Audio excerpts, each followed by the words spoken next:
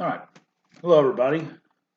Today we're going to talk about conservation officer law enforcement strategies. All right, so we're going to talk about three main ones. We're going to talk about traditional policing, we're going to talk about community policing, and we're going to talk about problem-oriented policing. Okay, so first, traditional policing.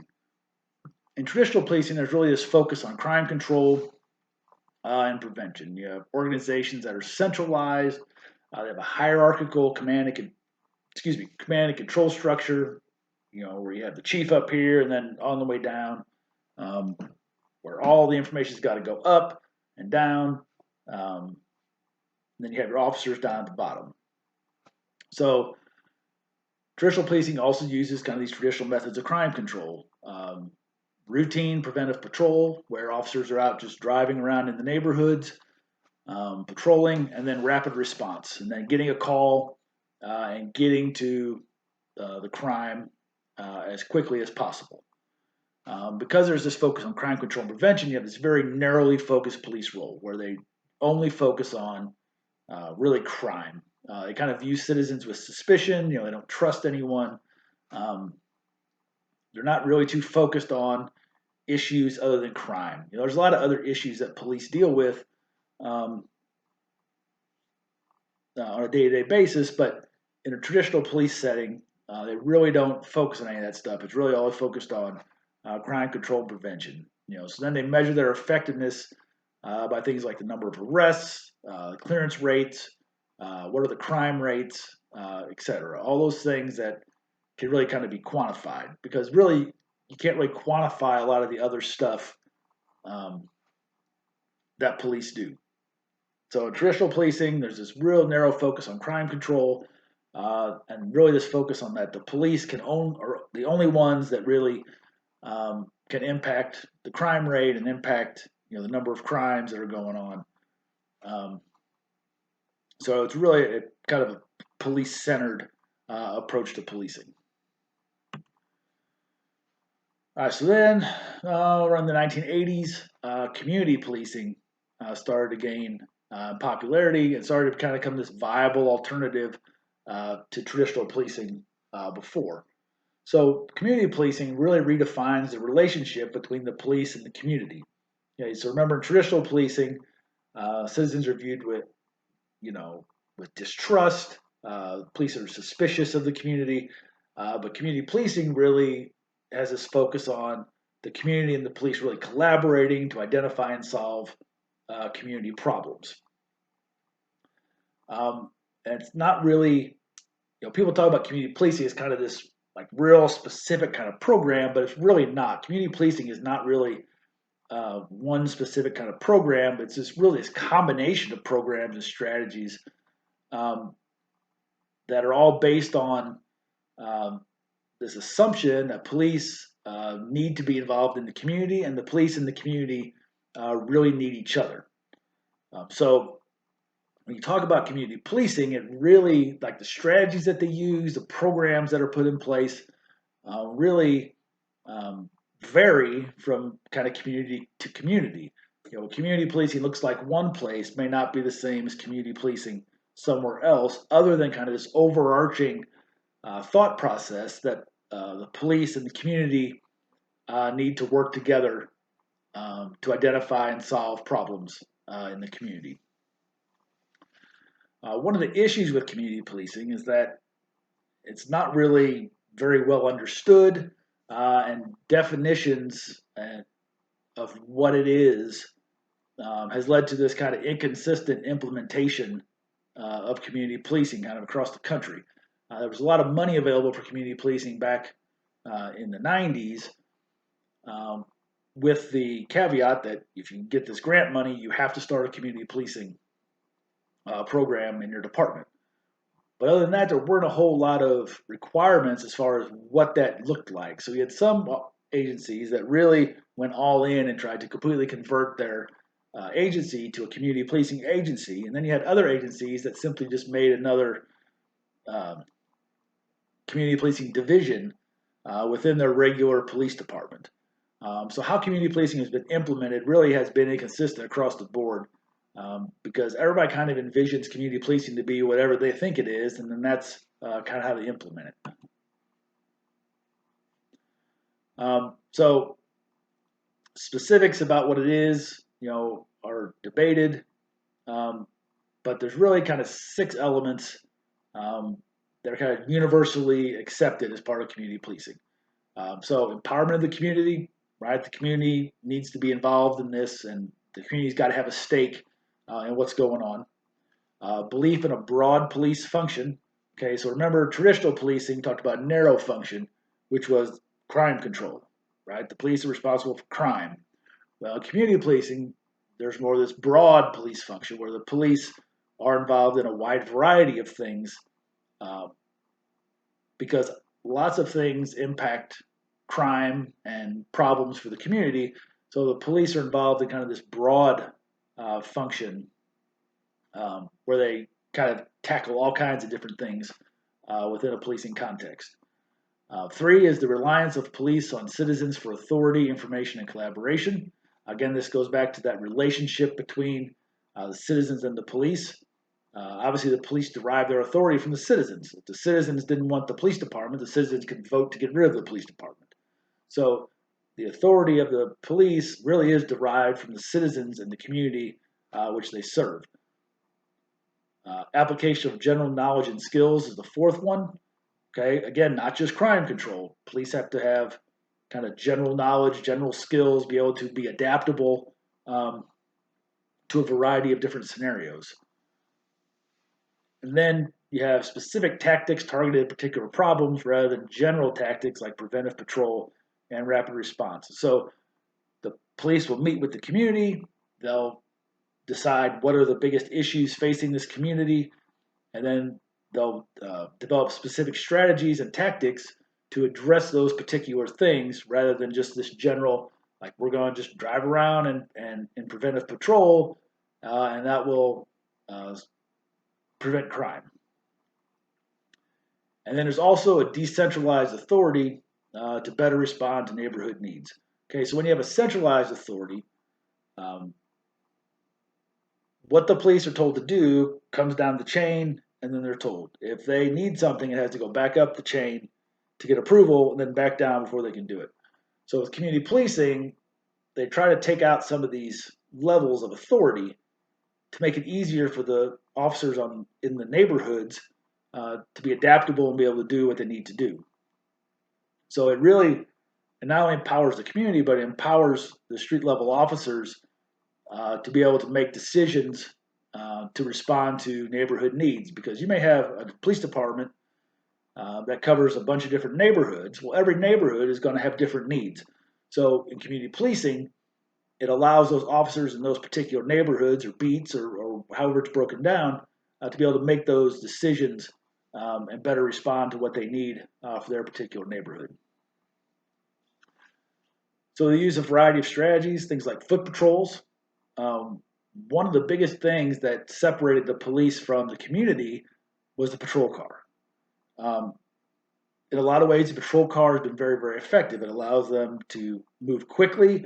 It allows them to get places they need to go.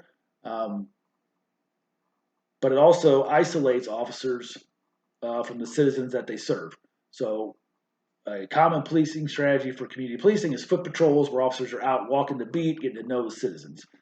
School resource officers, putting officers in the schools, um, getting to know the kids, and providing safety in the schools, as well as programming. Storefronts and mini stations, putting instead of just having like one centralized location for the police department, they put mini stations in neighborhoods where the citizens of those neighborhoods can go to that mini station for help. Geographic assignment of officers. Instead of moving officers around all the time, assigning officers geographically and letting them get to know the area, get to know the people, and then remaining assigned in those areas. And then neighborhood-based crime prevention activities, and that literally is just whatever the neighborhood needs, um, specifically for crime prevention or other things in the neighborhood. So in traditional policing, we talked about things like um, crime rates, clearance rates, number of arrests. Those are indicators that are used to define whether or not the police are being successful. When you're in community policing, you need different indicators because it's no longer about just making arrests. It's no longer about just creating these numbers that can be analyzed. You're looking at things like safety of the community, perceptions of fear in the community, calls for service, things like that as substitutes for these traditional measures. So one of the issues with community policing was trying to figure out how do we measure those things? How do you measure community safety? How do you measure perceptions of fear in the community? Because if you're using different strategies, you're going to need different indicators of whether or not the police are being successful.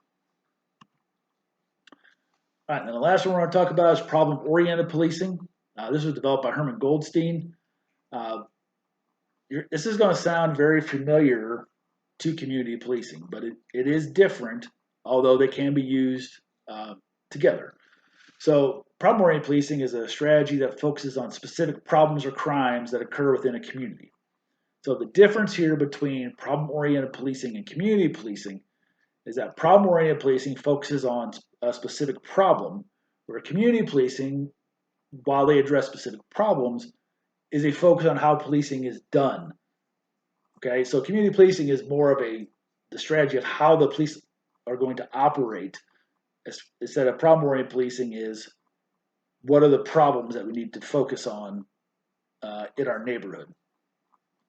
So it's more of end-related. Problem-oriented policing is end-related, where community policing is more the means, right? So community policing, they're solving problems, but they're doing it by empowering the community. They're doing it by working together. They're doing it by all these kind of different things, where it's more about how they're solving the problems rather than just that the problem is solved.